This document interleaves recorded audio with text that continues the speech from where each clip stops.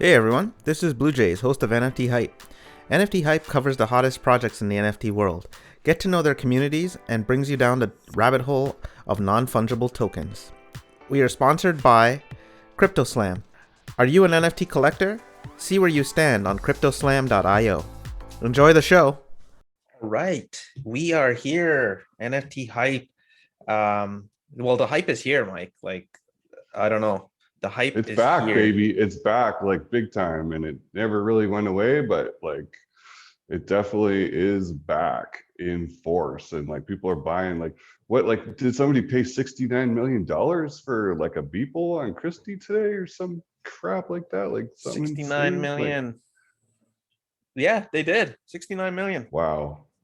So maybe NFTs aren't just all like a waste of electricity or something, according to Twitter. There's some kind of like anti-NFT movement going on. Who knows what that deal is? But yeah, All I know is the hype is officially here. And I think there's more to talk about, but why don't we regress and talk about what are NFTs? I mean, we've been around pretty long in the NFT space now. We weren't the first, but we were definitely early. And it's like let's talk about for the newcomers, like what is an NFT? What does it mean? What initially attracted you to it and me as well. I can talk about that. But first off, what does NFT stand for, Michael? non-fungible token. Okay. And so what I always first explain when I get into this, because I mean, most people have no clue what fungible means, right?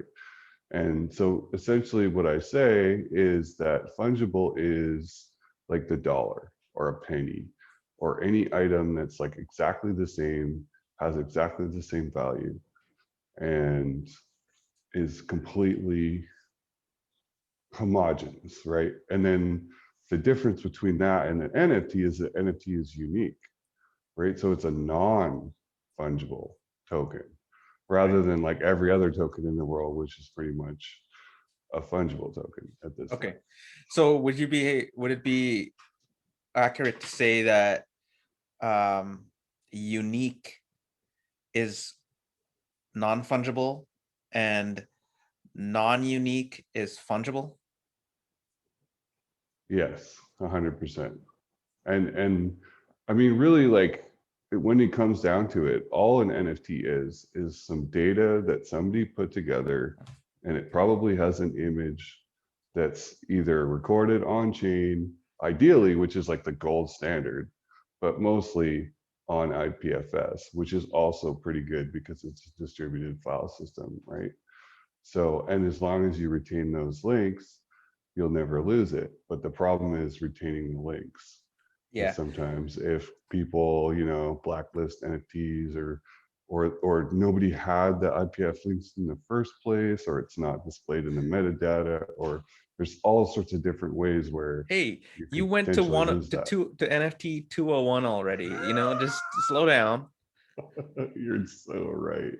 Let's Uh, finish off with 101. So blockchain, how does that fit into the picture? Like where an NFT, is it a token? Is it on a database somewhere?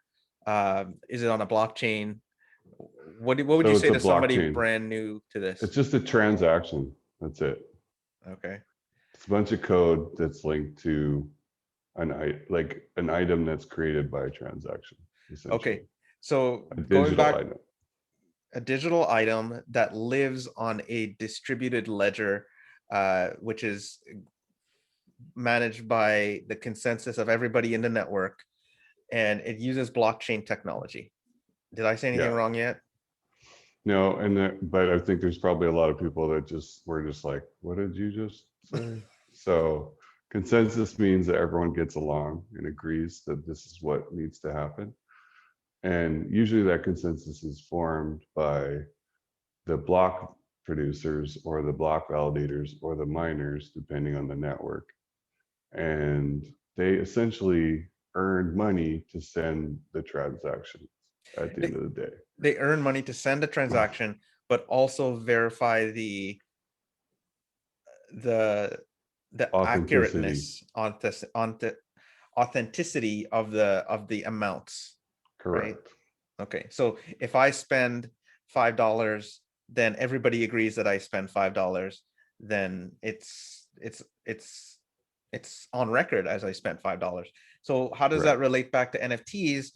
Basically, you have this authentic piece of unique item, which the network agrees is valuable and is scarce, right? So if you have, let's use our favorite atom bomb. If you have one of 737 of them, which I think the mintage of the base. I have more than that. What about number one? No, I don't. Okay. Unfortunately. Yeah, what would that go for, eh? Number one. Oh man. I mean, what did it did sell? Didn't it sell? The number one atom bomb base? I don't know. Yeah. Maybe it did. I don't know. I know number one Nick did. Oh yeah. It sold for like 40K wax, and that was when wax was like, I So don't know. let's put it in perspective. Like, if could somebody else come along and say I have number one atom bomb, or is there just one, not one number one atom bomb? The only way that you could say that is if it was minted on a basically a completely different set that was illegitimate. So no, like you would never be able to own number one atom bomb base unless you got it from gpk.tops, right? That is the source of gpk. But this is something that's super gray area in the art world and digital regular collectible world, is fakes, and also not knowing where the provenance, which is a big word. It's not, it means that you're able to track the from the beginning where it was created all the way to where it is now. Yeah, and the beauty with nfts is that not only can you do that, but you can track the actual mintage numbers and all the details surrounding it, so you can see when they were minted. And so it's true provenance versus like the traditional art world where some guy painted it at some point and he might have made a few copies of it, and you don't know when that happened exactly. Like you can get a date based on historical reference, but you don't have a piece of data telling you exactly the time stamp that happened, right? So it's a So putting bit. this all together, like, if you knew that, you could also verify ownership, like who owned this, or let's say there was a public account that owned this, that created it. Now you have the creator account, but then you also potentially, depending on how people want to reveal their privacy, but you can, the owners are also public record. So they go from your, like if I knew your address, then I could say, oh, Big Mike owned that. Or, hey, this went through the hands of Elon Musk or something like that, right? Yeah, Right? which is the old like Seinfeld joke, right? Like I own John Voight's car, right? So but yeah, I mean someday somebody potentially could go like, hey, that's Big Mike's address. I used to own this. I own this NFT he used to own. He sold it to me or something, you know? So if So you get yeah, more famous, you're already famous, but if you get more I famous, mean, dude, the fact that I'm famous is just like, okay. But yes, if I get more famous, then eventually somebody will be like, damn, my Big Mike owned this NFT. But at the same time, like there's somebody out there that's gonna go, holy shit, Bluejays own this NFT. oh Damn. yeah, there you go. I I like how you remember threw that that one guy. around. Thank you for that one. That's awesome. Yeah, so what we've gone to is we've talked about what it is, where it's on, the technology behind it, uh essentially like what how we all agree upon that this is valuable, right? And authentic. Honestly, like, I mean, that kind of blew my mind at first too, because like it's just pictures, you know, and we're buying digital pictures, but they're unique. So there's only so many of them. So like I can go out and hoard like 300 potty Scotties, and then the next thing you know, I own half the supply. So like I can dictate the price, right? So it's like they're definitely worth something, and it's a market, and you can influence it with your actions, right? So Yeah. it's And funny for how we the attribute that value. It's really funny, but we do, and people pay big money for mints too. Like at first nobody thought that they would, yeah. right? And then me and Kev started paying, and then it was like, you know, people were chasing me, and all of a sudden it was a thing, and it was on, and now people pay. Like look at Blue Wizard, he pays like freaking ridiculous amounts of money that I could never even dream of paying For a for mint. number ones. Yeah. Yeah, so it seems to all come back to, so you mentioned one thing there, which is mints, and we have a video, we'll probably link to it in this about where we talk about mints. But it all comes back to everyone agreeing on what's number one mint versus number two, what's authentic and what's legit, right? And then there's a picture that's associated with all that, which is the end product in a way, which is an image. But then there's just so much things behind that image. And that's Mhm. why NFTs are so valuable, right? It's the data behind the image that ties it to the actual blockchain that gives it like a almost a digital presence would be a proper way to describe it, right? Because like if you just grab an image off the internet and have it on your computer, like yeah, sure, you may have that file, but like everyone else could have that file too, and there's no limit to how many of those files you can copy. Right. But on chain, that's a completely different story. You know what's going on. You know the mintage. If somebody decides, if the template's infinite or if the template's closed, right? So there's all these different, which essentially means like, so if it's infinite, then the creator can continue to create the NFT into infinity, Yeah. right? Forever. I'd If actually it's like to talk to you closed, about, we should probably have a follow-up video to that where we go and talk about templates and things like that as well too. That would mhm, be an awesome conversation. for sure. So, but if it's closed, obviously it's a limited number, Yeah. right? Which then gets back to the scarcity thing. And there's a lot of reasons that we probably won't really go into, but the one reason, like for Nifty Wizards, is because we run mostly infinite templates because we're a game and we don't want to run out of NFTs to sell down the line. Like somebody's always going to need a key, right? So we want to be able to keep minting them. But also, then we take that in consideration to how we mint things, and we're looking into deflationary ways of dealing with excess supply. So there's kind of like different things a project can do to give assurances to its users that it's not just trying to like fed them out, and Yeah. just print a bunch of money So you're essentially. talking So pretty much about scarcity here. mhm. Going back to authenticity a little bit, which is I think the hot button item that NFTs is solving. Scarcity is an awesome kind of like side effect in my opinion. Not even side effect, but a secondary thing. The first thing is it being authentic. Now, when you go to, let's say, a marketplace and you're about to throw down dollars, then you want to make sure that that's the real legit thing. I think that's your first thing in the buying Yeah, decision, right? number one for Number sure. one. And And what, always looking at whether it came from the collection and whether that collection is verified. okay, talk about that. What does that mean? So most of these platforms, these NFT platforms, have a verification system that they go through so that they know who the creator is, and they give themselves a little bit of sort of street cred by checking into them and getting all their details and stuff, so that it's not just some random person creating a bunch of stuff that could potentially not even be their art, right? So, and that's always another risk, is that people will take stuff from the traditional world and then just print it without any, sort of permission whatsoever, right?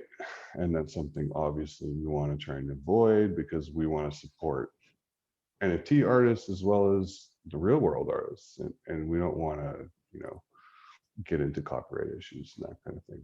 So But this is like, what you said there is like imagine there was somebody having a sale like on the beach where you are, and somebody's having a whole bunch of art there, and you see one that's signed like Picasso, and you look at it, and you're just looking at it, you're tapping on it, and you're just like, oh, I wonder if this is real, right? This is what NFTs are solving essentially, isn't it?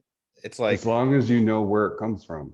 And that's the thing about being educated, right? So you got to know what the original account name that produced it was, essentially, because you can't necessarily trust the markets, yeah, but they do a pretty good job of filtering most of the spam.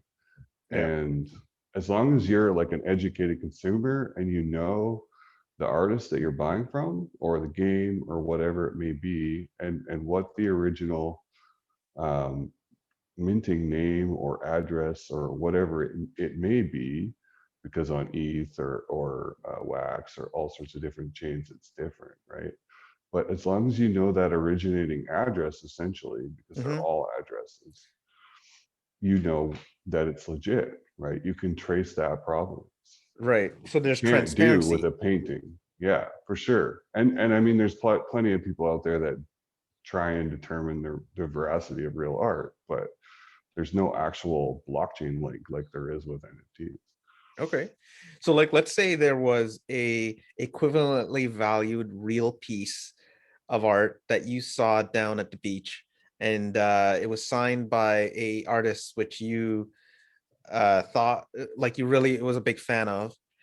And then there was another piece which was digital only on a marketplace that was verified from his or her. Uh, that's a verified part of their collection. But the physical piece, you weren't really sure. You didn't know how many was created. You didn't know it was a one of 200 or whatever. And then your digital piece is clearly defined as one of 200, definitely from the artist. If you had like a sum of money, which one would you throw the money at to purchase if you could only choose one? I mean, I probably would most likely take the digital one because I just don't know anything on the physical one at all. I mean, if I knew the artist or I walked in his shop or yada, yada, yada, then that'd be a different story entirely. But if it's just some random painting on a table versus an NFT that has an authentic link to that artist, then Oh, it's a that no kind of brainer in my scenario just opinion. explains why everyone's buying up these NFTs now, doesn't it? Yeah, for sure. And also that they're just hard assets. Like anything that's a hard asset, people want to hold these days, right? So What is a hard asset? um anything that has like a limit, like a scarce supply, essentially, so that it's not going to continue to be inflated like a lot of currencies Okay, on this but planet. let's say there were 200 and 740 atom bombs or whatever it is, and you're saying that there can only be 737 because that's what the base supply was for atom bomb and GPK OS1. Um, what you're saying, one, is that if somebody created that exact same set somewhere else, it wouldn't get the social consensus of everyone going, okay, well, that's kind of like a copycat or something, right? There's some reason that we're not going to, as a Everyone would group, just be like, oh, it's fake, right? it's fake, that's it, it's just, and that's all it is. Like everyone's just like, that's fake because it Okay, doesn't come so from then the supply, gpk.tops. what you're saying is the supply doesn't double there in Yeah. everyone's mind. It stays 737.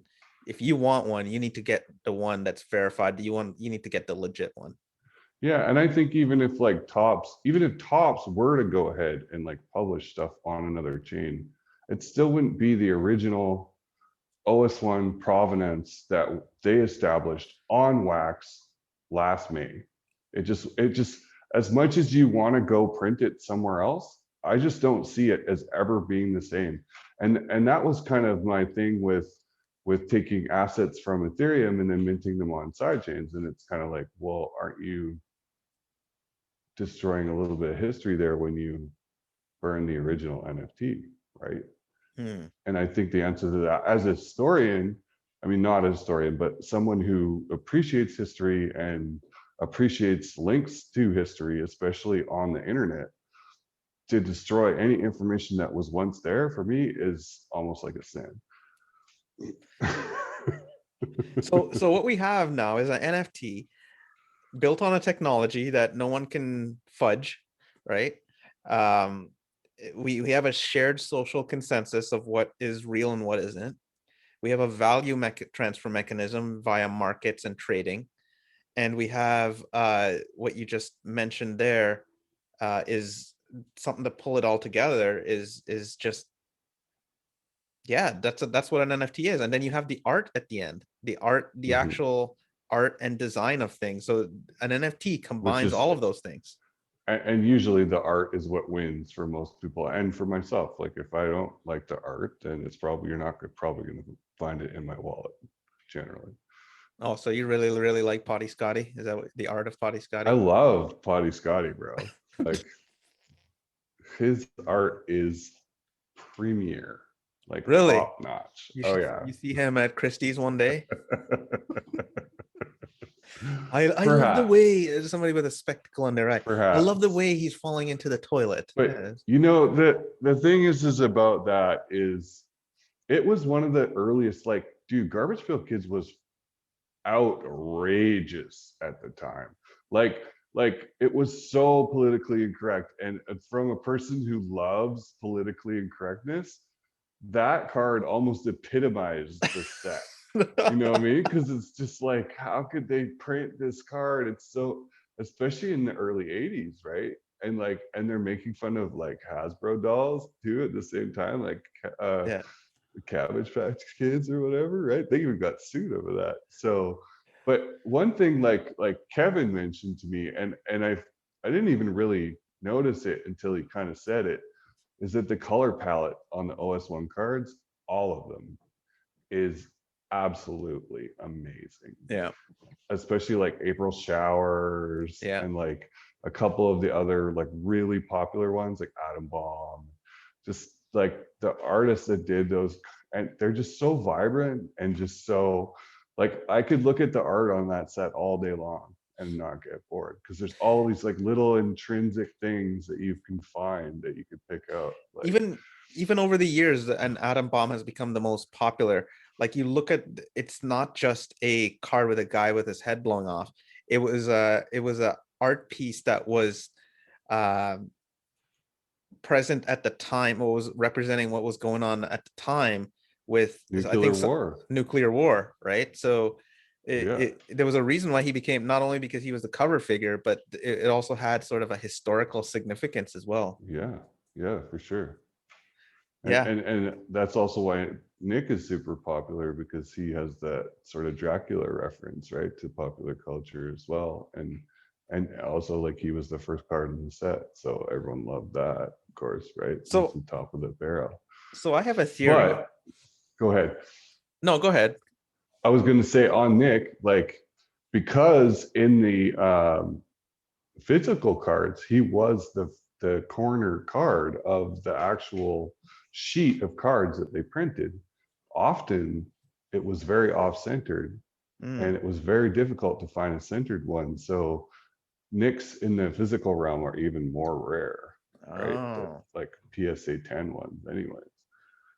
Yeah, So and I know for a fact there's like what, 24 or 23 sketches. So can you imagine the scarcity of having a Nick sketch? Like not only is he a popular character, but he's like that rare. It's kind of insane, to be honest. mhm, pretty cool Yeah. for sure. I was gonna say, like, given in 10 years time and you look back at this set, and I know we've gone down the road of talking about GPK OS1, but for other collectors there will be other things, and the kind of things that we're talking about are probably, you're going to be talking about the same when it comes to Avastars or Axie or even Alien Worlds, anything. But if you look at the historical what has happened in the last couple of years, do you think like there's any pieces in OS1 that has a little bit more significance because of what we've gone through? I mean, Dead Ted, of course, right? And Yeah. then obviously the what's there's like a virus one, like what's her name? Virus Iris. Virus Iris. That's right. Yeah, I think that one definitely sticks out for That's sure. cool. I like the Yeah. way you interpreted that. You're gonna go stack fire Cyrus's now, aren't you? Essentially, yeah. I mean, I can't afford any more dead Ted, so yeah, if I was gonna, speculate based on COVID, then I probably would go buy some Viruses or Sicky Vickies too. There you go. So I guess, I mean, we spent some time here. We want to keep it light on the 101 side, but we'll have a follow-up conversation, Mike, where we talk like about the next level after this is how do you determine, where do you determine and how do you determine, and we'll try and keep it general so that everyone can look at, but how do you determine what's a verified collection? How do you look at scarcity numbers when you are purchasing? What do you look for in that regard? Can you think of anything else like we would probably talk about on that 201? Probably just general supply issues and Maybe burning mechanisms. burning mechanisms and how that affects things.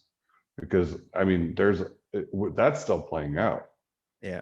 And like, I find it very curious that you could end up with, say, a large set where all the later mints are all burned because people are doing blenderizer, or they're doing a promotion where they get another card, or whatever the case may be, that they decided that they were going to incentivize burning. And you could get some of these really, really late mint numbers, or there might be only 2 or 3 out there. And for me, that also kind of retains some value too, because then it's like they're pretty rare amongst these higher mints that don't exist anymore, right? And then back to what we talked about with Token Head too, is like, how does burning affect things, and do we slide the scale to, like, conglomerate everything so that we know what's been burned and what's not, or do we just leave it as it was originally minted and then interpret it from there, right? So that's also another interesting question. I think we might see multiple answers to in the future too.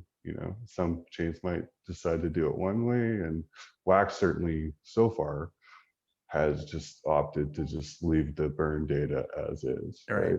So. Yeah, that and something you alluded to earlier in this call was the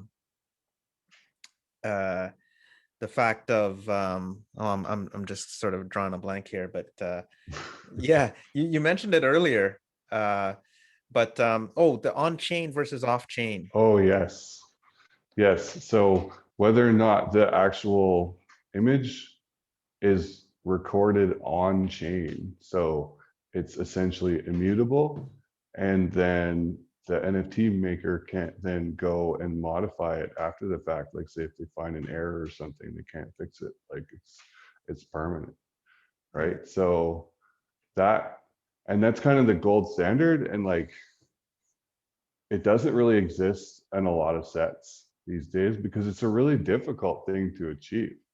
Yeah, especially with bigger sets, right? Yeah. So that also, I think, is something that will have some tech forthcoming at some point, where somebody goes like, hey, I found a really easy way to store images on the blockchain, and we're seeing it. Like, one of the things that I've been becoming aware of is, like, there are projects out there like Avastars and some of the stuff that NFT boxes are doing, where their images are claimed to be on chain. So we need to dig into that a little bit more and find out a little bit more of that.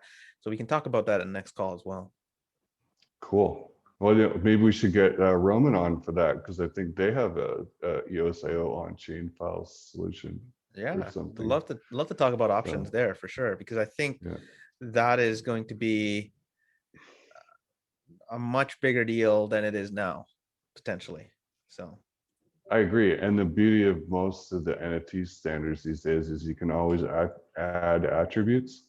So after the fact, you can go through and add like all these on-chain images, right? And add a little bit of value for your customers. Well, that's a good idea.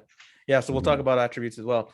Anyways, let's wrap it up and keep this video short. But thanks, Mike, for joining me on this exploration of NFTs.